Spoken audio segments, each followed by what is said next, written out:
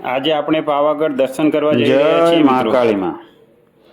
મિત્રો, આજે આપણે વાત કરીશું પાવાગઢમાં બિરાજમાન શ્રી મહાકાળીમાના ઇતિહાસ વિશે।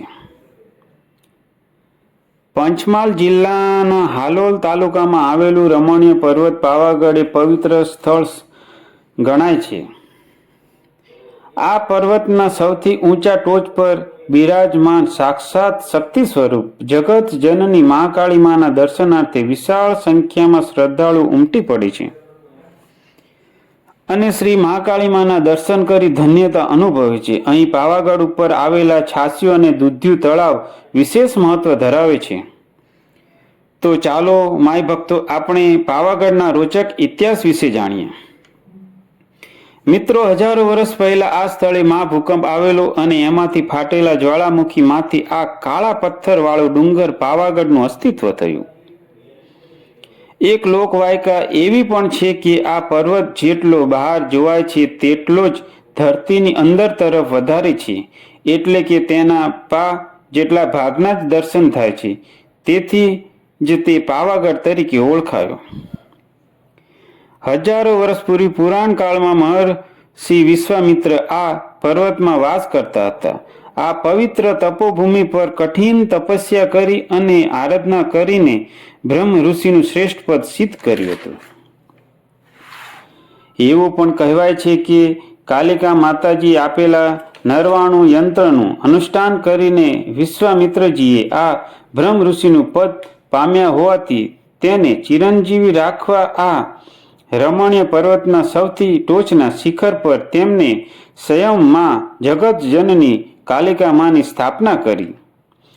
મહર્ષિ વિશ્વામિત્રે મહાકાળી માની પાવાગઢ ડુંગર ઉપર સ્થાપના કરી। આ ઉપરાંત ગઢ પાવાગઢ સાથે સંકળાયેલી બીજી દંતકથા આવેલી છે।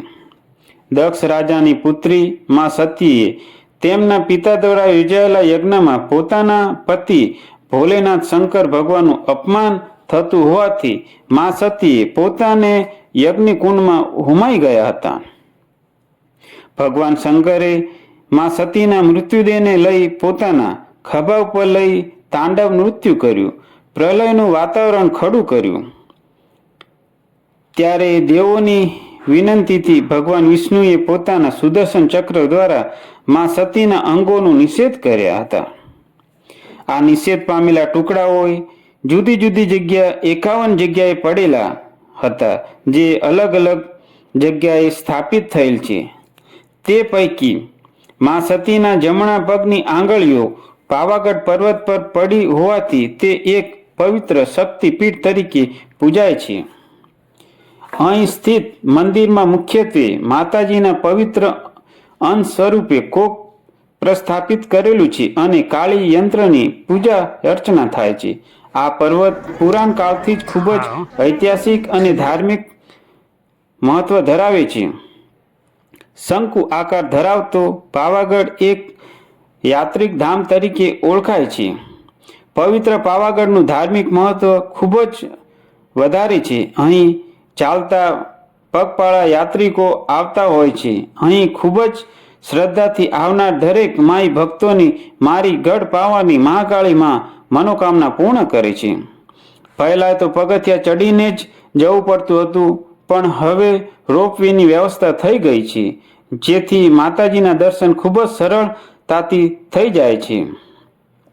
પવિત્ર પાવાગઢની અનોખી યાત્રા અવશ્ય કરવી જોઈએ। માં ગઢ પાવાની મહાકાળી માવડી બધાની મનોકામના પૂર્ણ કરે।